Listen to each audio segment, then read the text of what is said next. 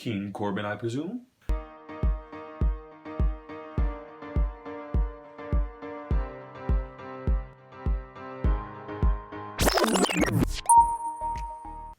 Thank you for tuning in to the first episode of Timeoutalk. I'm your host, Michael Mark Simpson, and I'm here to make wrestling cool again. And pro wrestling, that's what I'm here to talk about. So we're going to start with TLC, the last pay-per-view of the century. Humberto Carrillo versus Andrade Cien Almas with Zelina Vega. And a lot of us probably like, oh boy, if Andrade wins this match, we're not going to care. But the WWE knew that clearly.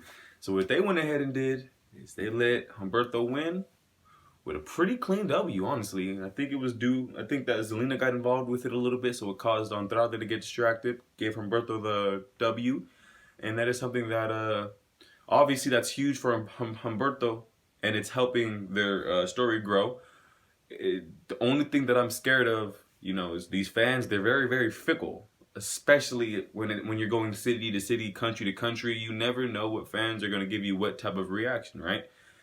These fans were very, very, very accepting. It's something that you don't get to see often. They were very, very accepting to new talent. And that's why Humberto he was able to succeed, because I feel like Vince kind of had a clue on what the crowd was going to bring to the table. And that energy that they gave off, honestly, it helped that story grow to what it is today, because I personally feel like the fans at that current event, at that current match, they are a huge factor in a character's development down the line.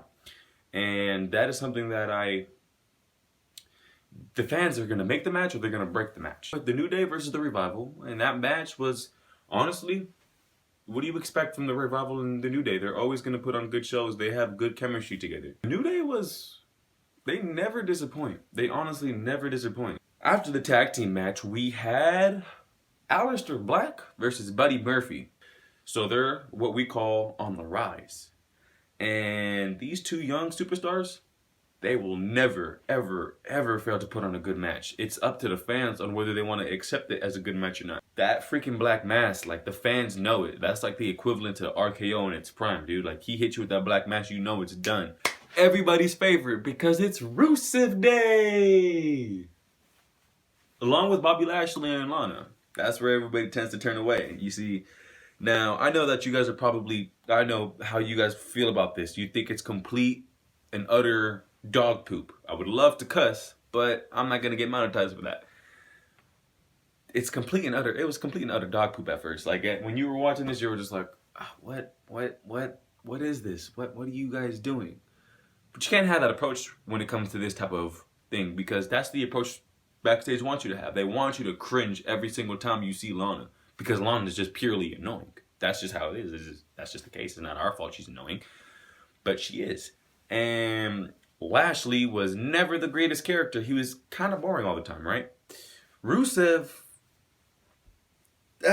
right? It's just like, you love him or you hate him. So what is Vince going to do with this entire situation? He's going to get it. He is going to absolutely run with it. But now it's starting to grow some true heat. And I mean true heat. And I'll get to that later. And then we have the War Raiders Open Challenge.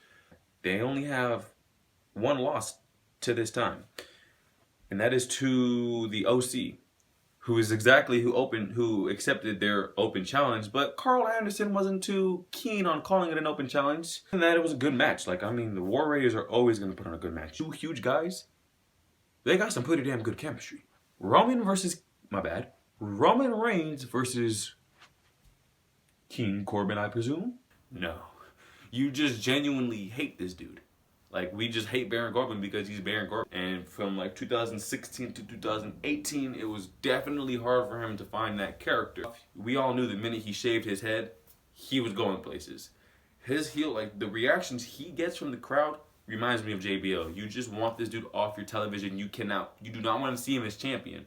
When John Cena beat JBL in 2005 at WrestleMania, that's the reaction Baron Corbin is going to one day give an up-and-coming talent. He is very, very good at what he does. Roman's like, nah, dog, this is my place. Baron Corbin said, you won't wrestle me for it, though. Roman Reigns said, but I will, though. Then they wrestle each other. But, of course, like any heel who can't defend himself, they have to surround themselves with other superstars. That happened to be Dolph Ziggler and the Revival. Literally the definition of mid-carders and tag teams.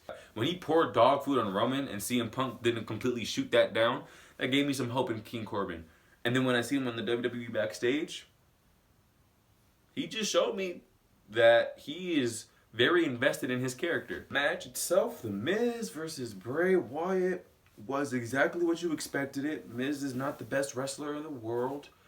He's not going to beat Bray Wyatt. You knew that right out the gates. He was not going to beat Bray Wyatt for that Universal Championship. There's way too much at stake. I don't even think Bray Wyatt took him as a serious opponent. He's ending off the decade how he started off the decade. What's really cool to me is the fact that his character finally was rejoiced with the WWE Universe, but the right way. Like, you genuinely felt the connection when you heard them yeses again.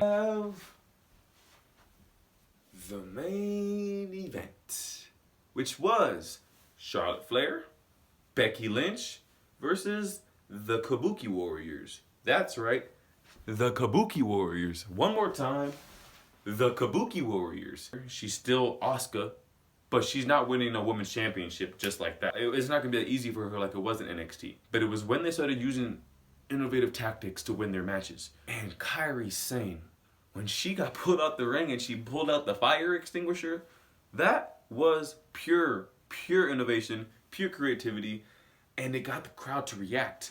And not only that, they're phenomenal wrestlers without the innovation. So when they brought the innovation in against Becky Lynch, the man, and Charlotte Flair, the woman, like, those are the top two people. Like, they might be the top two people in the industry right now. They've been main eventing pay-per-views for a while now. But when they do it, it's like they put on a better show than the men sometimes. Because that match, it was innovation, great spots, great storytelling. The chemistry was good. Four of them put on one of the best match of the pay-per-view. It was money. But one of the better pay-per-views of the year is I like to do my top performers of the night. This is never going to happen again. I'm never going to have this many superstars in the top performers ever.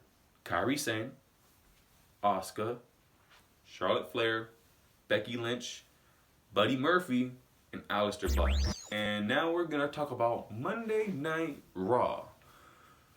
This is where everybody tends to say, we hate the company, we hate the company, we hate the company. Yeah, don't forget. The Raw, SmackDown, they're just build-ups for the pay-per-view. And that is something that Vince perfected and said, okay, they're going to criticize me no matter what I do. Raw's building something pretty special right now. Seth Rollins is the talk of it all. Survivor Series came, Raw didn't do that good. Seth Rollins called everybody out on their stuff because he's like, hey, what the heck, you guys? I know I'm not the only one here who could put on their best. I know we're not that bad. Come on, guys. Seriously? And the fans were like, how dare he? Wrestlers were like, how dare he call us out for something that actually happened? Typical heel turn. Fans don't understand. The other wrestlers don't understand. So now Seth Rollins is a bad guy, even though he was, he's been him the entire time. The thing about Seth Rollins is he's just kind of a smartass. Kind of annoying and kind of a dick sometimes. He just doesn't realize it because he's like so focused on what he does. He loves what he does so much. He lets his passion consume him sometimes. Like the WWE said, oh, you're going to boo? Keep doing that. Please keep doing that because we got something in store for you guys if you boo Seth Rollins. We're just going to put him with AOP. He's going to be huge no matter what. You put an AOP with him, it's just going to elevate the AOP. But what I wasn't expecting was for him to take his anger out on Rey Mysterio.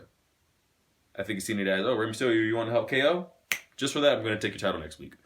That's the motive he has in line. I'm absolutely loving it. I don't understand how you would get a Shield analogy from that. I don't know how you're going to compare that to the Shield. Like, it's two completely different factions. You got three people who are bona fide world heavyweight champions, potential at least. Like they're potentially WWE champions. And then you have three who you know who the champion is and who the tag team is. Those are two completely different type of factions. I don't understand how you could compare those two and say, I hope it's not like the Shield. So yeah. Back to the Carl Anderson and Luke Gallows situation. They beat the War Raiders again. Awesome BS, but they beat the War Raiders again, and now they're the only team to beat the team that hasn't been beaten by anybody. And this is the only two losses that the War Raiders have received, and they both were at the hands of the OC. About the club. Too sweet. And then our favorite, Lashley proposes to Lana. That was just the cherry on the top, wasn't it? That was just that was the most perfect thing, wasn't it? Absolutely not. You guys hated that, of course, and I don't blame you, but I do know that the more you guys hate it, the more money it's gonna make for Vince McMahon. Eric Rowan, he has the Jake and the Snake's Robert's little situation going on right now. He has this little creature he's carrying around in a cage that we haven't seen yet. And it's not going to be, they're not going to make it important until we give it a reason to be important, right? Yeah, I can see it going somewhere. Because Eric Rowan is actually a very underrated wrestler like this. Because that cage is drawing speculation. Eric Rowan, he could go places because at the end of the day, he's a great performer. Mentally and physically. I was going to sweep the floor with Deonna. But she held her own. She definitely held her own. Deonna Purrazzo, any main event is probably going to be the best match of the show. So, one thing we do know is that these two have faced already at WrestleMania. AJ Styles and Randy Orton. But as they were wrestling, I feel like this is why the WWE involves these two so much. They're probably going to have a rematch at Mania.